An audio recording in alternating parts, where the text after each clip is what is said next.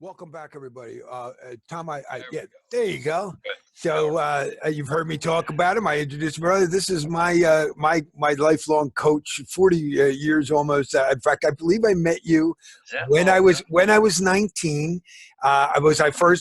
Steve sent me over to meet you because I kept asking about sparring, and he said I have a guy who might be more for you. He's from the inner city, and that was I believe in 1980. But I didn't start studying with you for another year. I think it was 81 or something when I actually started studying. But this is my martial arts coach, 9th-degree black belt, still whooping butt. Yeah, how long? What was it? 2 months ago, you kicked me right at. You said, "Oh, I didn't mean to do that," but you kicked me right on the jaw. Right? And did you ever get that video? It's too late now, No. isn't it? No, no, It's no. recorded Sorry. over, isn't it? Yeah. Okay. No, man. Hey, there's plenty more to be made. So Well, Tom is also the first person I know to get a computer. So that was way back. And he's been hacking ever since. And he's the guy I go to when I need something to actually work or break if it's already working. So thank you very much, Tom, for coming in. Please say hi to everybody. that's funny because I listened to your day one. A, you make me out to be much more than I am. Okay. And B, while I was listening to it, I was taking apart my washing machine, which Mio comes up and goes, "Hey, the washer doesn't work anymore." I'm like, "Oh man, it's going to be a hassle." I mean, like, are there any stores open? Where am I going to get another one? And I went, "All right, I YouTube it.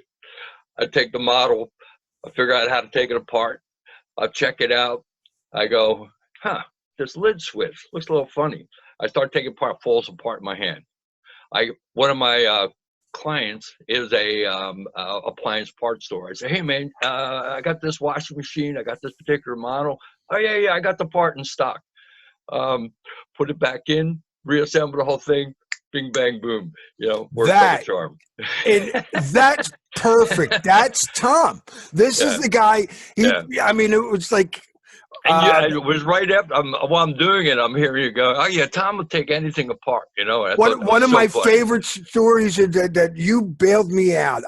So Tom's known me since I was just like a punk rock, knucklehead. But Hot then dog salesman. one of your other students and I had a health food cart at Fourth and South, yeah. And then I wanted to learn martial arts. I studied with a couple other people. I learned from a Vietnamese hot dog vendor. You thought the style looked cool, and you said you'd trade me. Tom learned Hmm. my Vietnamese Shaolin style in Yeah, yeah. 6 weeks. The dragon. I remember that. You Yeah. have to Oh, I go still up and practice it. catch the dragon. Yeah. If you want it, you must Yeah. catch it. If you don't catch Yeah. it, you lose it. So it's uh, but I've been with Funny. Tom ever since, and he got a computer. I got into computers because of him. I got a job in computers. Now I'm like in the 1990s, and I'm doing some computer work in Delaware, or just north of Delaware, and my car won't start. I call Tom. You drive, God bless. This is a Shifu. This is a Shifu, man. He drives to near Delaware, border there, and you go open a car, and all it does is go, and you you move the belt, you turn the fan belt. Try it now. Boom. Yeah, what happens is the teeth in the starter motor get stripped. So, it costs you a little while. But until then, all you got to do, if this ever happens again, just spin it. I was like, son of a, is there anything you can't fix? So then now I'm teaching Microsoft stuff. I'm teaching the MCSE classes and Cisco classes at the first boot camp, the very first, certification boot camp. And I tell Tom, oh no, I go over to the school and you've got this huge copy machine. And I was like, where'd you get this? You go, I bought them at an auction for like $35. They had 3 broken ones. I got one working. And it was a multi-function scanner printer, one of the early ones. I was like, Oh Tom. yeah, one of the big jobs. Yeah. And Ethernet connected it to his network. And I was like, Tom, you could get certified. And so that was like the beginning. And then he gets certified, opens up internet network service in like 2001, and no looking back. No looking back. What a transition. Yeah. But I tell everybody the story a little different, just in the sense that when you started taking lessons, at the time, you really didn't have any money. No, And broke. I That's kind why of you let me go on I that kind of let dragon you floor. take lessons, and it went on for, after then you started making money. I still didn't really charge you. And you came back and paid me back with that 2-week MCSE course. And what was so cool about that was that at the camp, they went, hey, going back for the Cisco training. Well, Going first back for the they Cisco said training. I paid for him to go to this MCSE boot camp, and they're like, "You're not going to pay for him to take the test, are you?" I said, "Oh yeah, you don't know this guy." And they're like, "Oh, Larry, don't waste your money. There was like 6 tests in NT40. You passed 5. You didn't get their horrible. The one you didn't pass was the horribly written one. Their network essentials or TCP/IP. TCP/IP. Yeah, which was horribly written in those days. Subnetting. Yeah, They didn't. Subnetting was But they didn't even understand it. Microsoft was awful. So that wasn't part. So then he gets it. They were so blown away. They said, Larry, if he wants to come back for Cisco, we will pay.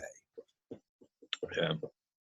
And that one I passed. That was a 1 week. You passed a day early. Yeah. Do I have to wait till CCNA, Friday to test? And I said, we didn't do the wide area network protocols. Oh, I read ahead. And all right, so he tested it. I want to get and just speaking about test taking, I learned more about test taking in those couple weeks than I have probably through all the years, because it's really a process of understanding what you're looking for in a test, and the scope of it, how to scope a test out. So I learned, and really just how to the same psychology that you use for CISSP, you had then. I mean, you were always an amazing test taker. I mean, you could go in, take a test, and look at it and understand the psychology, I guess, of the test itself. I like to say it's to be a waiter who listens to somebody come in, and don't expect them to order using the same terminologies everybody in the kitchen uses. They're going to say other things, just like when people go and complain about their car broken down. They don't say this part at this location. They go, I don't know, it's making this noise. Yeah. So your job is to show understanding, and that's to look at it from many different angles and do inference and go, oh, I know what they're saying. Yeah. You know what they're saying. Yeah. Taking it from the bottom to the top, from the top to the bottom. The little tips. Eliminating the turds. Yeah. It helped me immensely. And I even actually learned something about computers. So what do you want to do? Well, you've been working with the CIS controls. So Tom brings this up to me. I think I mentioned it earlier to guys. And I said, well, I'd never heard of that. I'm used to the control categories by NIST, by the ISO, by COVID.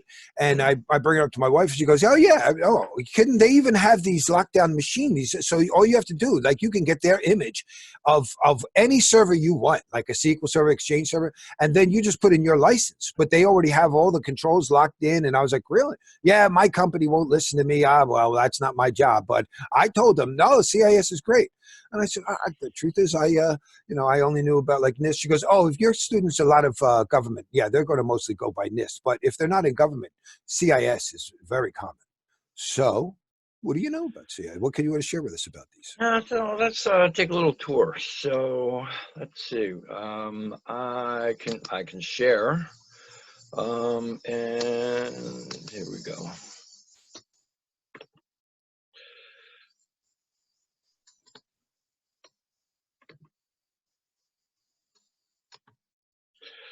So for me, this all starts out with the ultimate search, or the search for the ultimate black box. I'm going to drop this thing here. And by that I mean some widget that is going to do all of the intrusion detection, all the data loss protection, all the content filtering, all of the really all the security controls that. Can I have caching on there too, and WAN optimization, availability controls? Yes, of course. Yeah, we this magic box that will do it all. So hence that's where the search started. I was given this this requirement by a client, by the New York State Insurance Fund.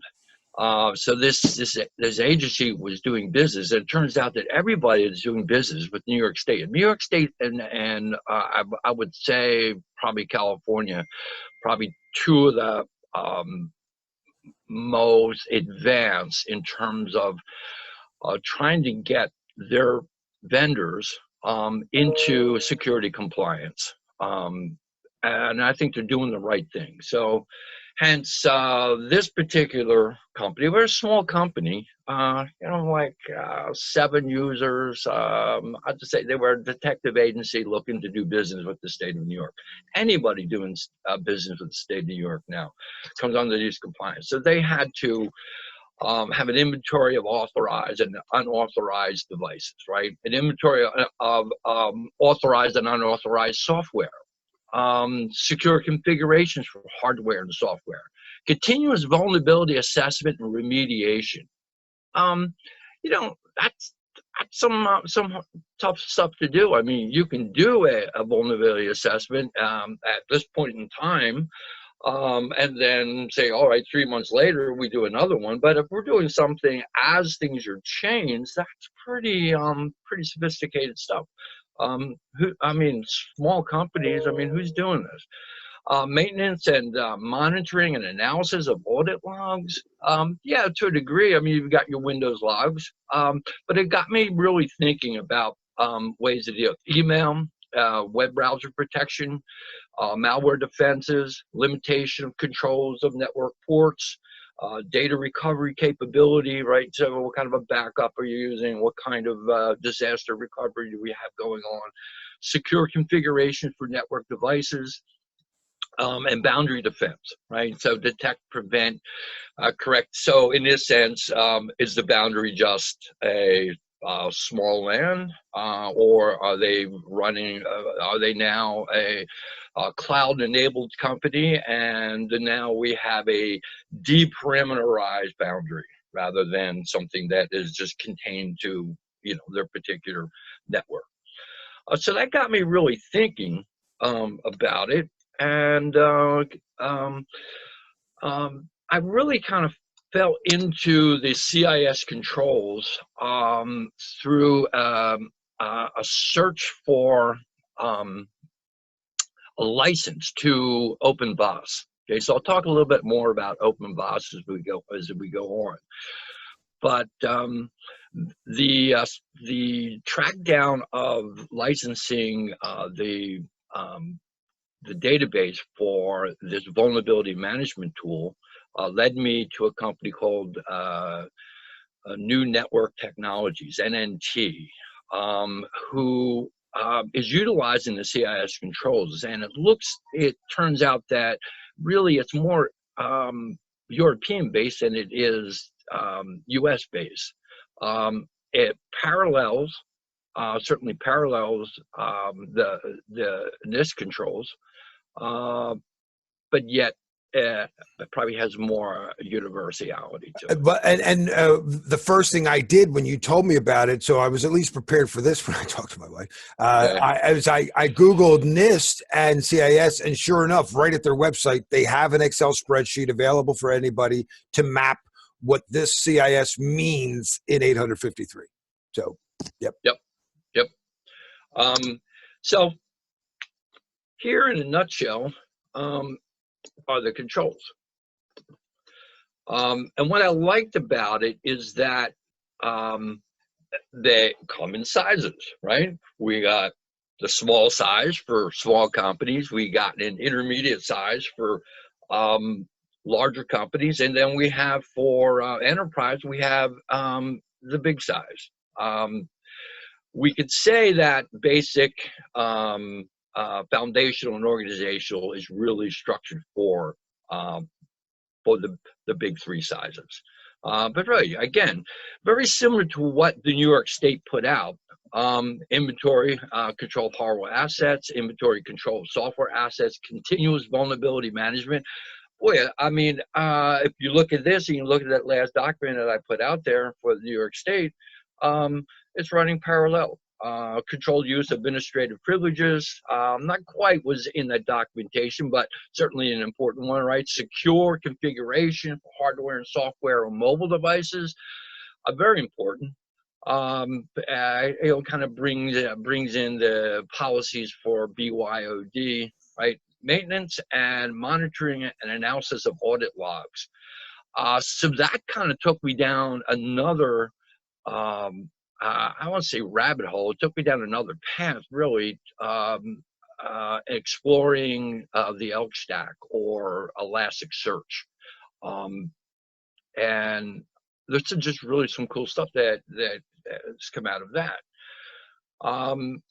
On a foundational level, really, I would say even a small company's got to do this. I mean, you have to have email and web browser protection. I mean, today you can't get away without some type of lockdown of your email accounts. Otherwise, you're not going to be able to even send any email if you don't have DMARC record proper. You're going to have issues. You don't have proper reverse lookup.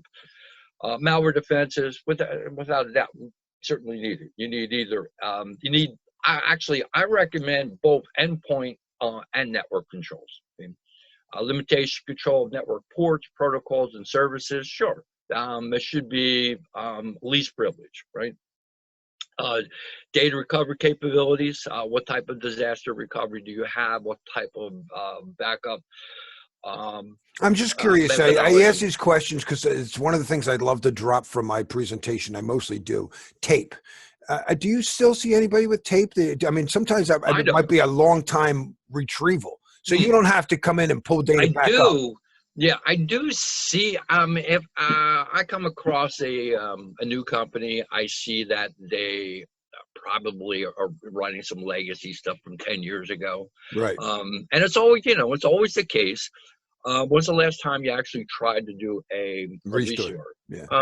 We never do it. Okay. All right.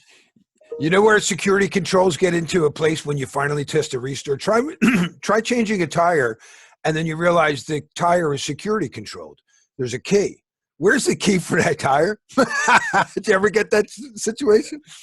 No, but I have got to a situation where I bought a new car, got a blowout, and realized that the car didn't have a spare. None of the hybrid cars. My wife's had 2 hybrids. They don't come with them. She has a Ford Fusion. She had a Prius. Doesn't come with them. Yeah. Come a fix-a-flat. What our tire guys hate. Yeah. Don't ever do that. Don't bring a tire in here. Yeah. Exactly. And the killer about the kit, the kit that comes with it, it's a one-time use. And the thing's like $150 to replace, so you damn better believe I got a can of flat fix, in the car all the time. I always think of my mom. An air pump. My mom's whole thing was like that planned obsolescence or whatever. She always felt that they could have made a flatless tire for years, Larry, but they make a lot of money that way. So she felt that we could have done something years ago. Well, whatever case, let's get back to these controls. No, along with that, that's because I love your breakdown to as above, so below. I mean, things that work in the enterprise also work in my car. In fact, the car is a great example of dashboards and disaster recovery capability. You don't want somebody stealing your gas or putting something in your gas tank. You should have that locked down. You should have the ports locked down. How can we apply that? How can we apply data recovery capabilities? I'll tell you one of my favorite current situation today. Right. So here's one of my favorite current situation today concepts from driving a car and cybernetics and steering governance. So in cybernetics, it's common knowledge. This is basically how steering works. You need feedback that's not good. I need to know if my car is running too hot, if it's running out of gas, if it's out of oil. You need to monitor negative feedback, right? You need to provide feedback loops. However, how much of your attention, because governance means to look, to view, to oversight or all this. How much a percentage of your attention do you spend looking at those dashes versus the windshield of where you're going, which is the goal. And the number that Norbert Wiener used in cybernetics corresponds directly to Six Sigma. They both claim it is 4% of your time is dedicated to negative feedback. 96% is focused on the goal. And it always reminds me of people who just want to complain and complain and complain. It's like, look, I understand.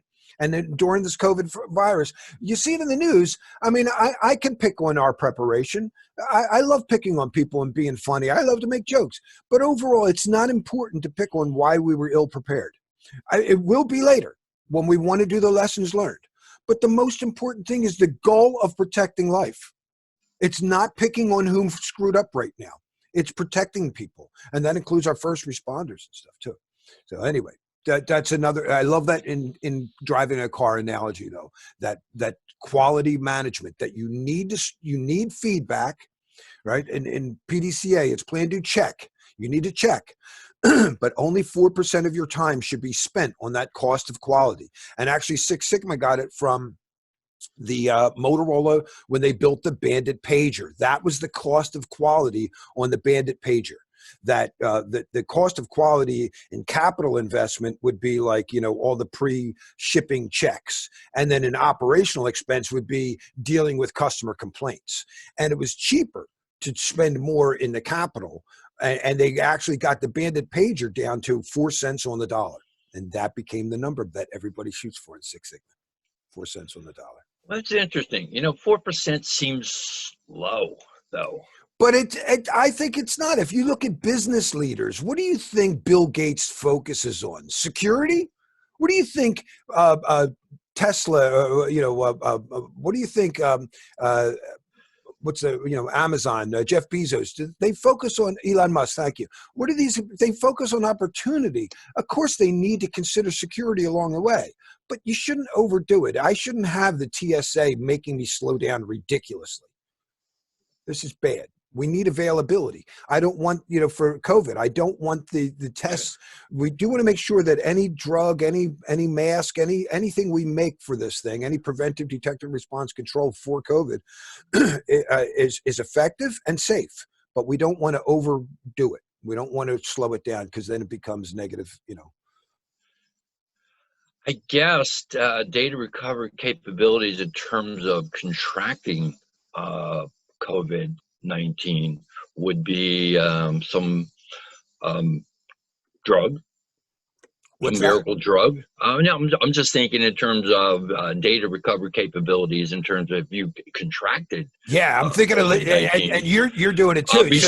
Besides your own immune system. No, I know you and I talked to them about David Sinclair, and I know you're working on his book, or you may have finished it, right? You're doing the NMM as well, so that's one of those things. That would be like a miracle drug if NMN, and Tom and I are taking it. It's something recommended in David Sinclair's book, but would be one of those things to not only slow down aging, but reverse damage. Use the information. Your DNA knows what it's supposed to build. It knows what your body's supposed to look like. It's just that there's mistakes in rebuilding it. And NMN's supposed to like tell it, remember, hey, this is the way it's supposed to look again. So reversing aging. And that would interesting. Be Interesting. All right. So number 11, secure configuration for network devices, right? Firewalls, routers, switches. Our baseline configs, as we say in this class. Mm-hmm. A boundary defense, data protection, controlled access based on need to know, least privilege, right? Wireless access control. When we talk of wireless, many different radio frequencies today. Account monitoring and control. And then moving into the organizational level, right? We security awareness and training. In fact, you can see that even going on today with some people doing a better job, not only when we talk about information technology, but really health technology, right?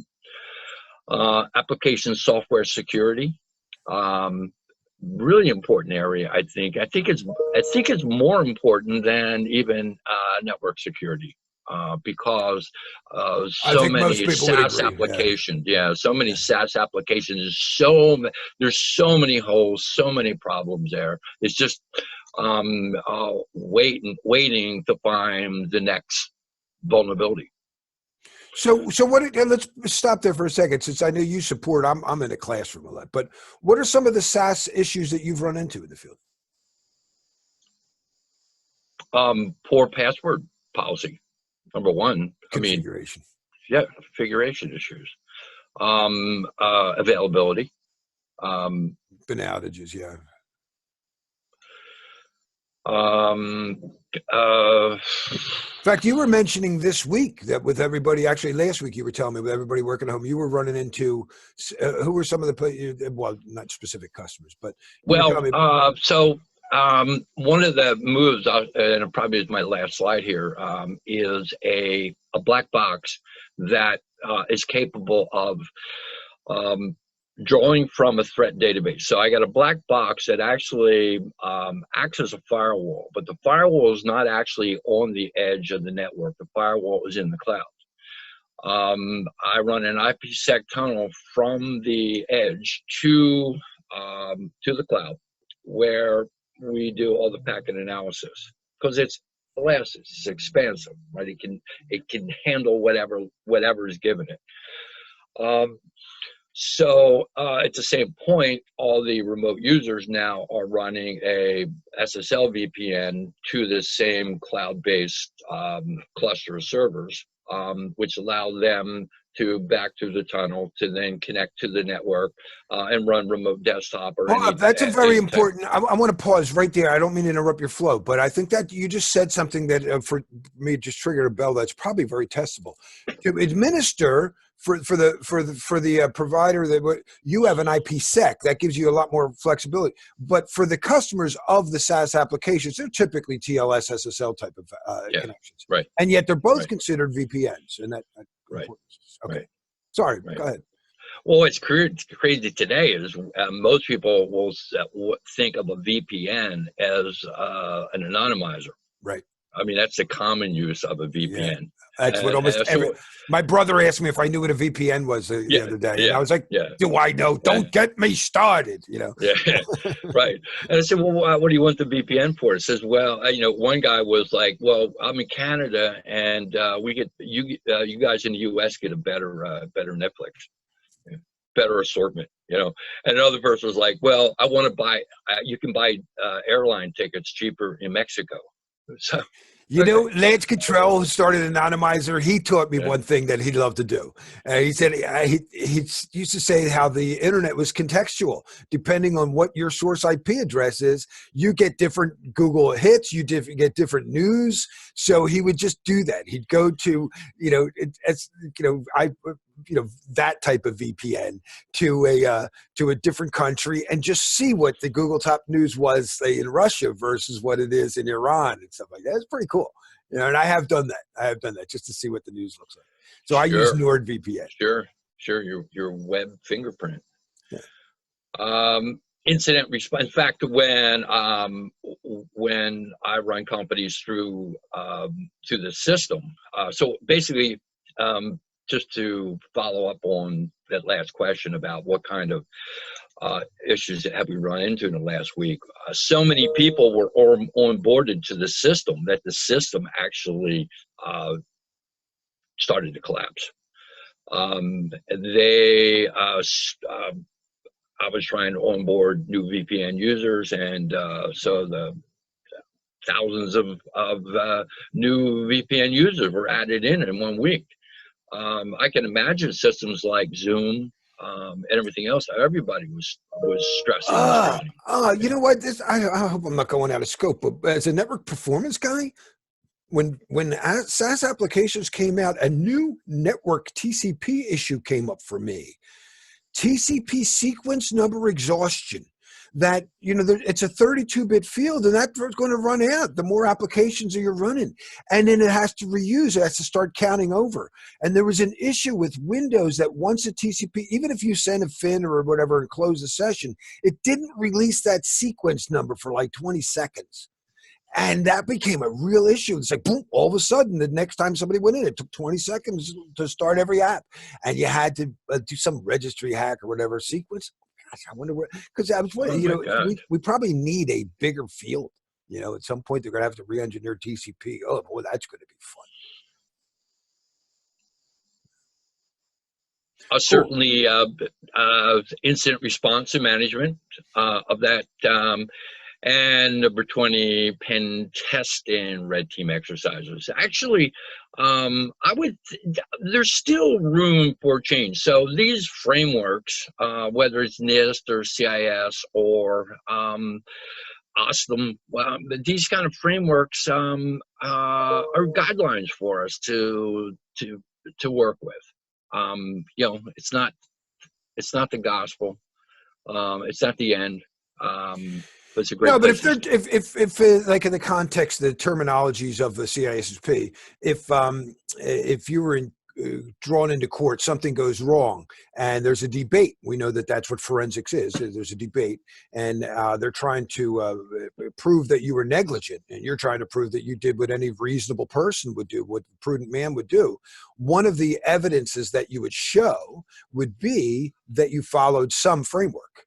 It may, that's better evidence than not following a framework. Why you chose one versus the other, that's subjective, but that doesn't show negligence. Negligence is when you didn't have a framework. So guideline or not, this is good stuff for a test or in real life. Right. And what I do like about CIS is the fact that it can be applied to any size company. And as I'm learning, and as we will all learn, compliance is going to change. It's being driven for insurance needs. It's being driven for government needs, municipality needs. It is driven really by the media.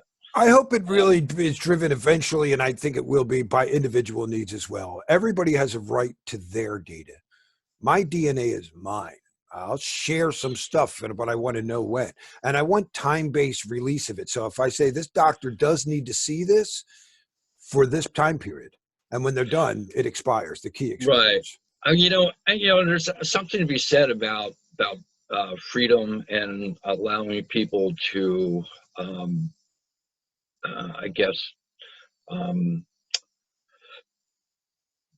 behave correctly, more ethically.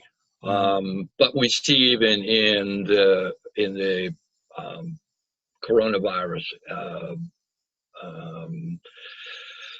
distancing issue that at least here in Philadelphia, there's a good majority of people that aren't. I mean, you see slides of. Of course, people didn't realize in spring break in Florida, but even today, people are still not really looking at it. In New York, they had to close all the playgrounds because everybody's starting to congregate to them. Because for a lot of people, it's a holiday.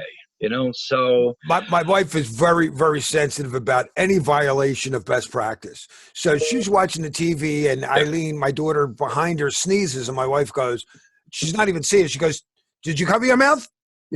And I've just decided for SpongeBob fans that I'm going to be like Mermaid Man. Whenever I see somebody violate a COVID best practice, is they're sneezing without covering their mouth, they're not washing their hand for 20 seconds, I go, evil, evil. So it made my kid laugh anyway. I don't know if that's appropriate to joke at times like this, but my daughter should laugh now and then. Yeah. So in relationship to that, I think that, I go into some companies and just the security hygiene is so bad. They're passing credit card numbers and cleared text back and forth. They've still got, pop email. old operating systems nobody's updated. I mean, it's terrible. And as much as to be said that people should be able to police themselves, somebody's got to do something in order to clean up their act. You would not have You need poor sprinklers in CD. your building if it wasn't required by code. Yeah, yeah, yeah. I'm just as guilty. I rent a unit. I rent a unit out here, and they would not have smoke detector, or actually there was an update in the code 2 years ago in PA. I had to now start including carbon monoxide detectors. Yeah. I wouldn't do that. I mean, it's not because I'm evil. It's because I just don't feel like it. It's not no return on investment to me. It's cost issue. So I'm just saying, I think somebody has to step in and say, look, Tom, there's a question here. Is CIS an annual subscription? There is both a community approach as well as, there is an annual subscription, and it's not cheap. You're looking $3,500 a year.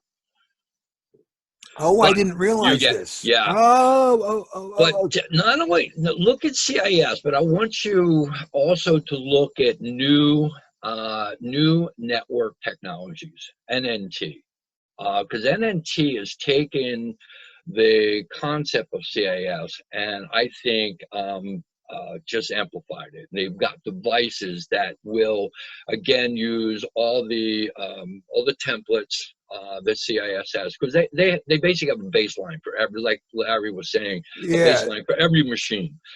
Peter's saying that it's free. No, it definitely is not free. It depends if you're going to use your tool. Certainly the information, the PDF here is free, the knowledge is free, but in order to use their tool. Okay, so that's probably a clearer way to say it. CIS is just a best practice, and they'll give you the information about it, but they have advanced tools and services that they'll supply at a subscription, $3,500 a year or so. Okay, great, cool. Yeah. All right. So just briefly, just a little. I love graphics. Sometimes a picture tells more than a billion words. So and all of these controls, this is right from their PDF, so you can download this from their site, no problem. But we want to be able to discover all the devices on the network, discover so that we have not only an assessment now, but a running assessment. So should I add a device to the network, that should be automatically added to the running tally of devices. The same with software. If someone makes a change in the network, it should be picked up. So this is something that really isn't happening. I don't see this happening in small to medium-sized companies. But I think it's something that should. And there's some tools out there now that are going to do this. And certainly, when we're looking at continuous vulnerability management, I mean, I could manually run a. There's SCAP. There's SCAP. Tom, look. Yeah. Yep. Guys, pay attention to that. I think that's an important concept. I don't know if it's testable, but I'm really a big fan of what I can see. I asked Tom for how they actually work, but in theory, that's a NIST created protocol to help you automate your 853 assessments, your scans, your inventory, your configurations of things. It also corresponds with the Common Vulnerability and Exposure Database, the Open Vulnerability Assessment Language, all kinds of neat stuff. And Nessus and all your vulnerability scanning tools work with SCAP now. So it's very cool. At least in theory. I don't know how it works in practice. Secure content application protocol, something like that? Secure content automation protocol. There we go. Yeah. The method for using specific standards to enable automated vulnerability management.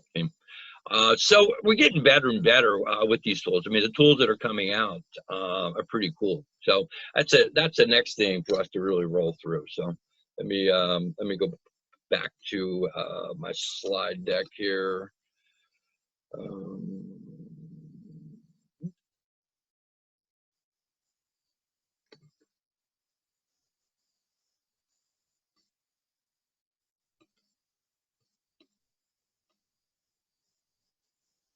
It's around here somewhere. I could sing and dance. For the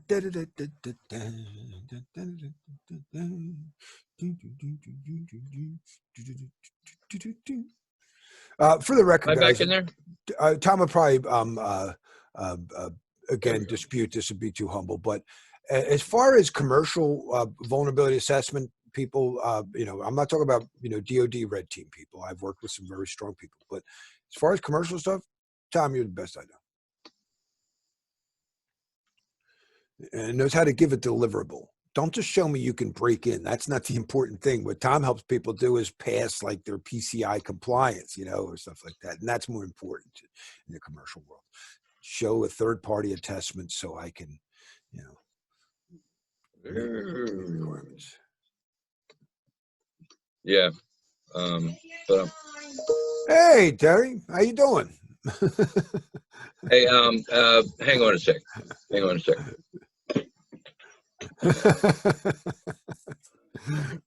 Tom being called away there. Honestly, Tom is a CEH instructor, a licensed penetration tester. He's also the guy who gets VMs working. The hardest part of teaching those classes is making those VMs work. So Tom and I are working together to put together some class like this, how to control assessment class, where I'll just talk about the way things should work and tell us how it really works. I think I'm back. Yeah, you're back. I right. see you. There you go.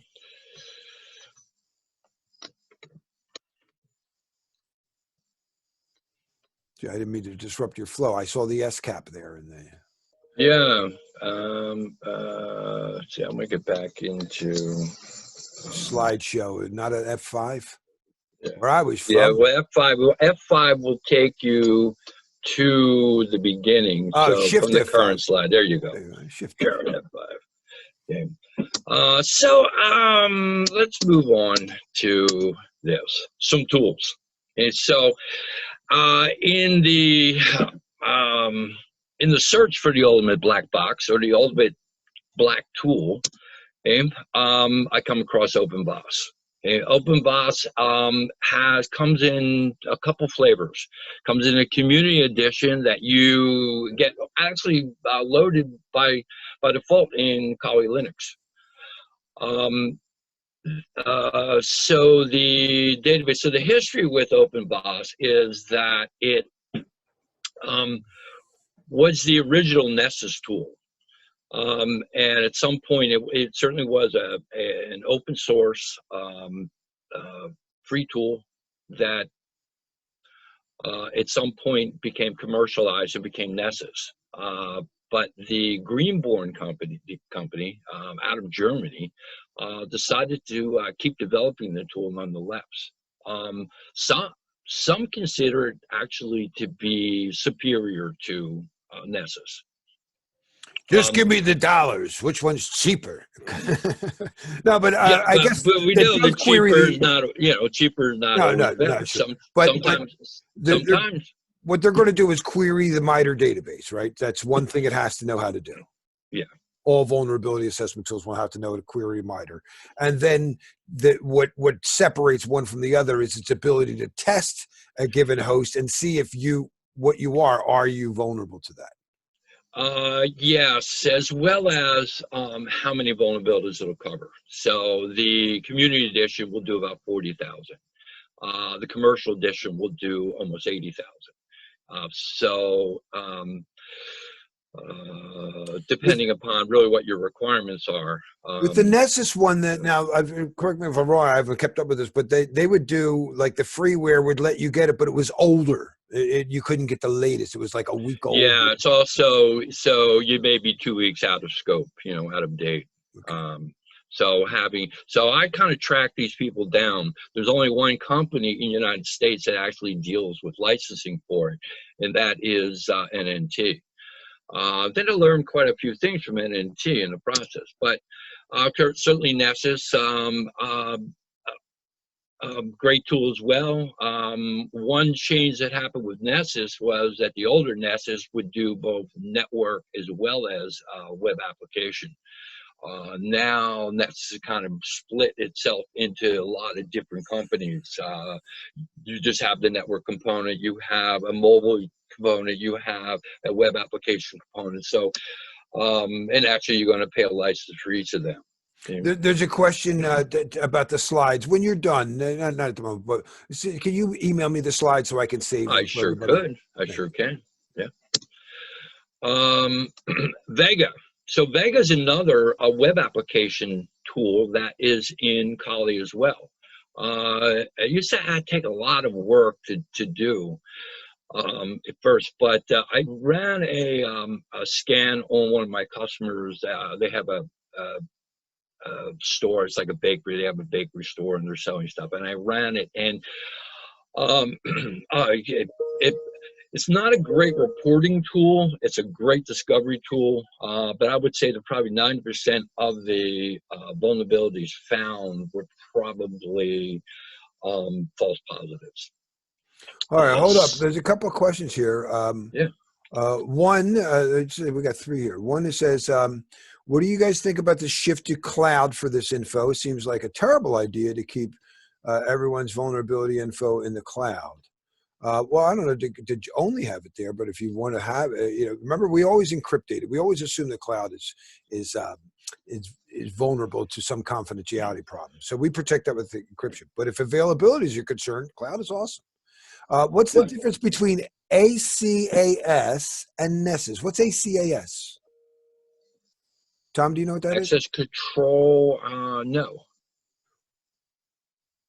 ACAS. What's the acronym stand for? Yeah, if you can help us there, Rob. All right. Assured Compliance Assessment Solution. I don't know what it's a new acronym on me. Compliance scans done in DoD. Oh, okay. Maybe that's a DoD terminology. Okay. Hey, next time I'm not going to act like I'd never heard of that. That's a terminology. And then any org to do best effort cybersec like this needs a SOC and a SOAR, or it's just a blizzard of alerts. What's a SOAR?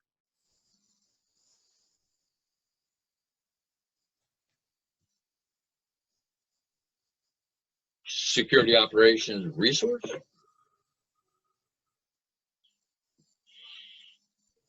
AI to automate all workflow. Security orchestration. Cool.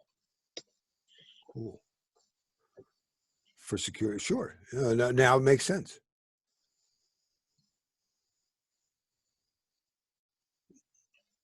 How to coordinate all your preventive, detective, and response controls, right? And that includes administrative and technical and physical, and what order. Just like I said, when you order a meal, it's not just knowing what food you want. It's what to bring out in what order. I don't want my dessert before my main course, but I want my appetizer to show up. I hate when people bring the appetizer at the same time as the meal. I was like, really? The reason I ordered the appetizer was to hold me off. I get antsy in a restaurant. You make me wait. One time I was with my wife and I pulled up my phone. We were waiting for, it was like 40 minutes. I said, that's it. I'm ordering a pizza. I'm going to order a pizza and have it delivered to the restaurant. She got so mad at me. Don't you dare. I thought it'd be really funny to have a pizza delivered at my table. I've seen people do it in the movies. If we use Nessus.io as a customer, what could we reasonably expect Tenable to present for cloud security? All my most important exploit areas are in their care.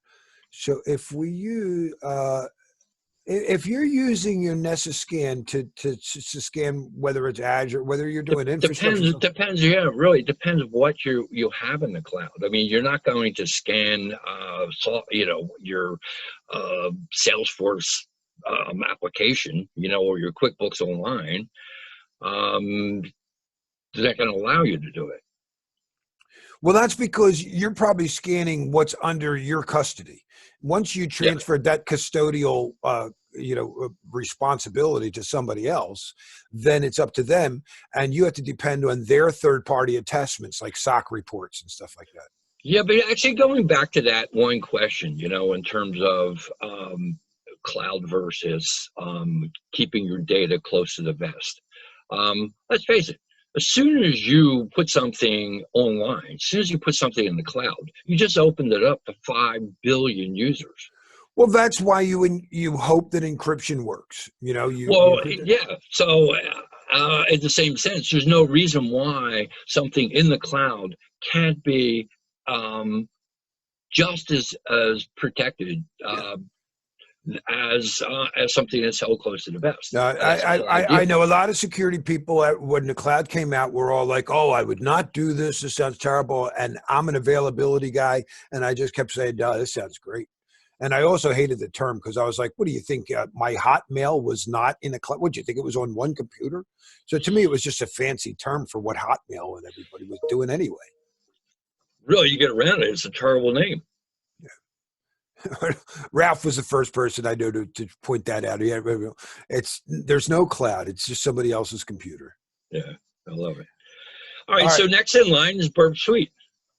Again, comes in flavors. There's a community edition.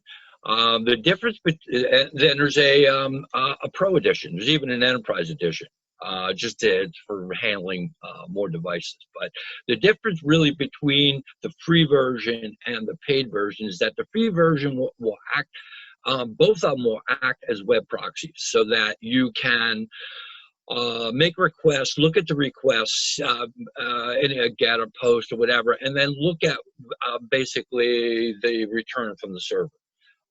You can manipulate it, do man-in-the-middle stuff with it, have a lot of fun. You certainly learn what type of back-end application is running.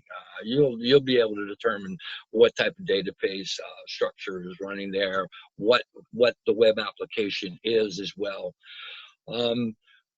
But the paid version also does a vulnerability assessment. It'll go in there and it'll run all of its scripts against that application, and then pick out the issues with it.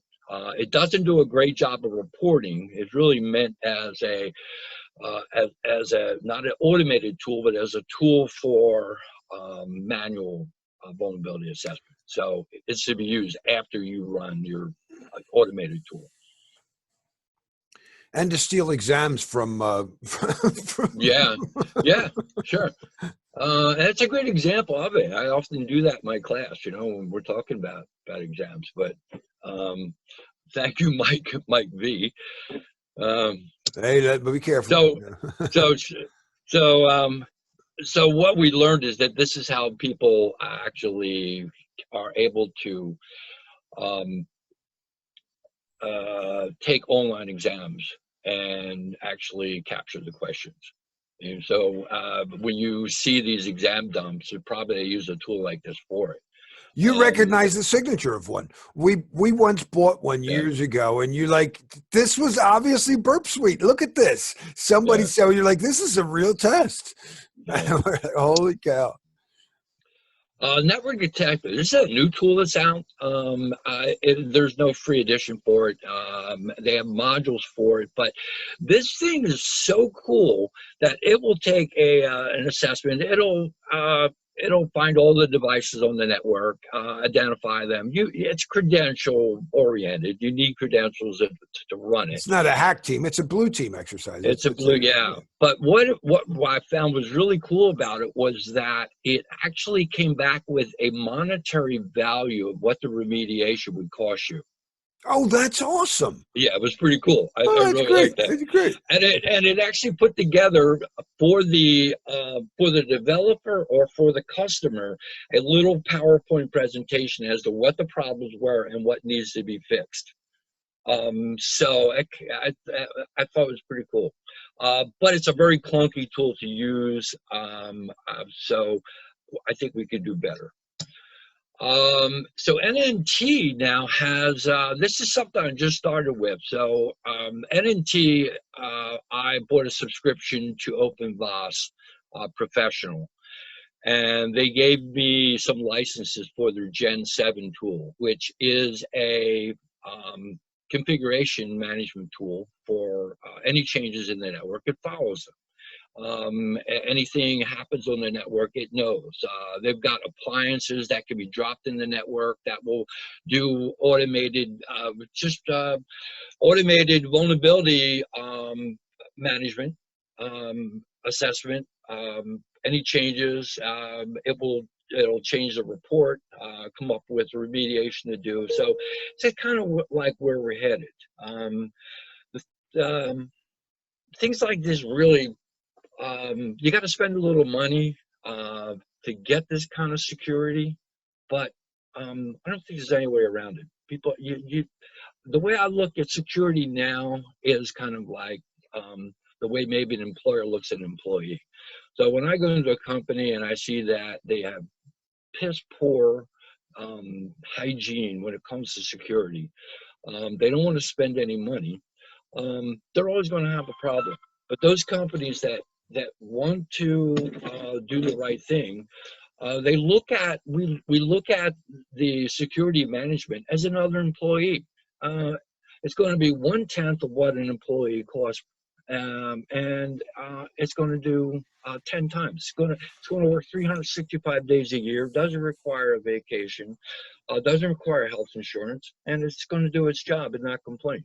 And so, I think it's important to maybe spend 10,000 to save 10 million. You know? It's that capital versus operational expense, and sometimes, like in COVID, that accounts to life.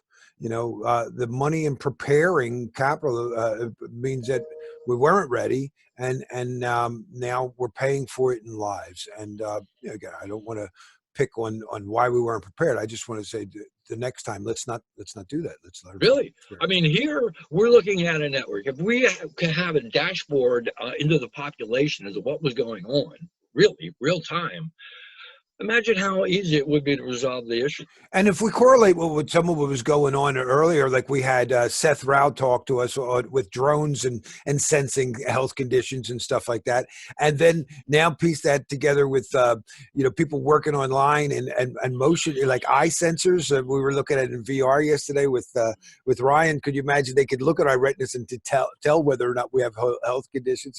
And all this reporting could come back. All these sensors. Actually, my light bulbs might be picking stuff up on me. I don't know. So here's one for you, and I just reviewed an article for Hacking Magazine on drones, but it was entirely different. It was using drones as a communication vehicle, more or less, to ricochet. To ricochet your communication technology. Yeah, well, that's actually something Seth brought up, was because drones are in the air and they might lose connectivity. They'll communicate, and he said that Apple phones already do this. That Apple phones can mesh together for their phone finder feature or something like that. Yes, it really. I mean, the possibility of having a hive mesh communication stream that bypasses the big communication entities would be amazing. Yeah. Especially in when we have just a catastrophe, because that your cell isn't going to work. Even going back about 5 years ago, I had a former IBMer, worked with Maurice and I don't think Mo was ever on the same site, but this guy, brilliant young guy when he worked for us. And I talked about 5 years ago, and he said he had this Linux box, and I forget, it might have been something that you worked with. It was a gateway aggregator that he said he saved this company so much money on WAN connectivity by aggregating all kinds of, I forget, it was like the cable TV, a DSL, all the different connections available. And this thing could look at it and do a load balance against dissimilar technologies, but know which way to go. So that included like tethering from a phone. Mm-hmm. Right. Yeah. Well, let's face it, cellular not only, I mean, I put in a lot of cellular Oh, failover. hold up. Laptop just typed in something I was really 802.11p is the vehicle-to-vehicle networks that are vehicle to anything, V2H. B2B. Yeah. And it was, I think it's also vehicle to sign. I think it's V2H, V2A, vehicle to anything, something like that. And I was wondering if it would be used for drones. So you're saying version 2 is going to be used for drones? That sounds cool. I was wondering about that myself. Oh no, Yeah, I'm thinking of it brings up 802. so many really cool concepts because powering. So they got me, whoa. So how can we power drones like airplanes refuel? You know, so you got wireless charging. Of course, at this point, it's only wireless charging. They would have to be within maybe a foot of the charging station, but it's possible. Yeah. I never It's thought of that. there's so many. Well, no, it brings us so many things. But if you really wanted to have a continuous communication network, Sure. yeah. Well, So there's a few of them out there, right? There's oh, I forget who it is. Facebook and Virgin Galactic. All these guys are setting up various. One is with balloons. Another yeah, one is airplanes, satellite mesh. bouncing off of airplanes as well. Yeah, pretty cool. Yeah, Connectivity yeah, everywhere. It'll be yeah. ubiquitous. Yeah. It's something's gonna change. Even like I get up, I do a lot of mountain hiking, backpacking, and I get up in the Adirondacks. There's no cell signals. How cool would it be, for me to be able to link, just fly up a drone, be able to link to, somebody else and create a mesh of people that are out in the wilderness. Yeah. So it's really something that I think needs to develop for the times when we have just calamities, Yeah. Uh, Yeah, what even in like else? power alone, there's 3 power grids in the United States: east of the Mississippi, west, and Texas. And just what happens if one of those grids goes down? And we're always worried about hacks against the grid, So So the if we next could mesh tool, that, yeah. I'm sorry. Go the ahead. next tool, is fine. The next tool is the elk stack or Elasticsearch. But it's not limited to Elasticsearch, the brand name itself. But it really came off of a NoSQL database, a Mongo, whatever you want to use. And then ability to take your logs, whether it's your firewall logs, your server logs, any type of device, now your IoT logs, and be able to move those logs either locally or in the cloud, move them to in a kind of a format that it's unstructured. And they're just dumped into the database, and the database will then make sense of them. So the ELK stands for Elasticsearch, log shipping, and then Kibana is a tool for building graphical dashboards that you can now look at. Gee, what kind of data loss protection is going on? Do we have any PCI documentation? Is it head marked in some way? Do we have any leakage, personal information, HIPAA? So it would be a way to really take that information and then be able to look at it that way. It may be just in terms of looking at malware or infections or actually spikes in your bandwidth or performance issues. Anything, you can use this. And what got me into it was that it's, again, really open source technology. You're getting a There's some, question. Is this? I don't know what data lake is, but he says, is this a CMDB, like a configuration management database? Is this could considered be, that? it Okay. could be, but not necessarily. Yeah. This is really about managing your logs. So if I pull stuff out of this log and I correlate a bunch of stuff and I pull things out for like data loss prevention stuff, how easy is it to extract that to a report? Very easy, Sure. very easy. It all depends on how you build it out. Certainly there are programming languages for it. The sky's the limit. This thing is so flexible, and people are doing some incredible stuff.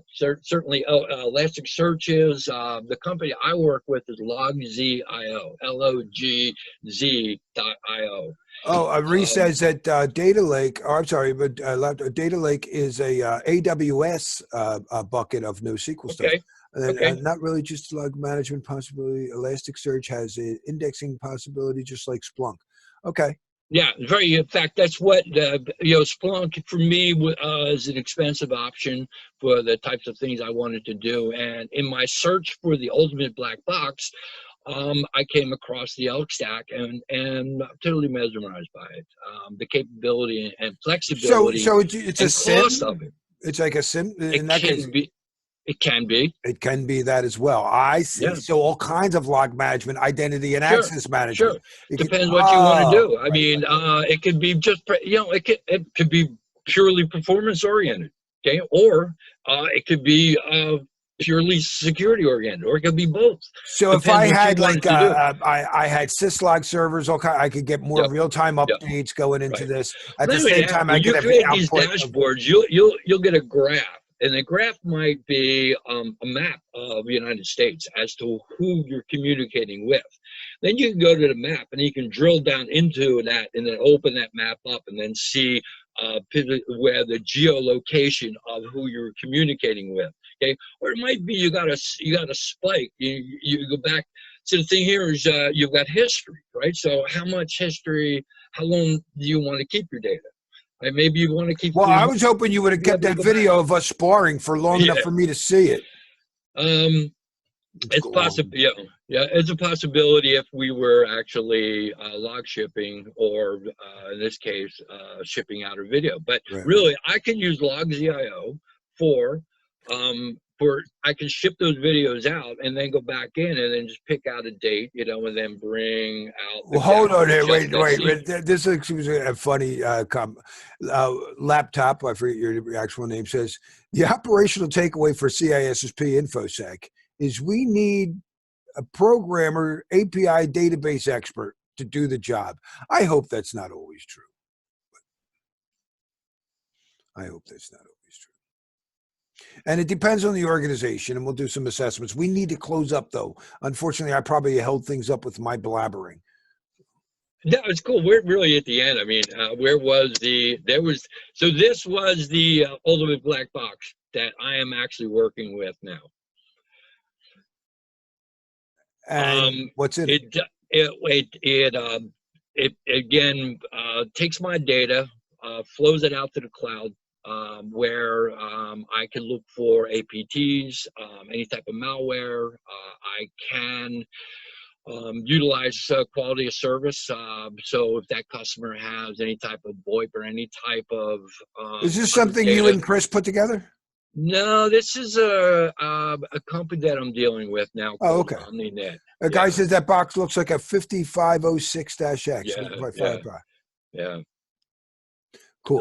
So all it really requires is a little box that can take your data flow. It just runs an IPsec tunnel into the cloud, where everything else is being done. So you have wait a minute. So this is for monitoring all kinds of stuff, your internal IT operations, your cloud stuff. You get everything. Content filtering, IPsec data loss. To this. Right. And then you could query this with anything, whatever. I guess I imagine you can get to this with TLS or something, a browser. Typically I don't do much management of the actual box, but I manage if I need any port forwarding, or I need to add a new VPN user. I need to make some exceptions. Sometimes if I want to make changes in the content filtering, I see. Okay. I will, so I just have a single pane of glass. I go in. I got a lot of customers actually in this now. Sweet. Yeah, pretty cool. So that's it. That's Tom's search for the ultimate black box. Monica, you are too kind.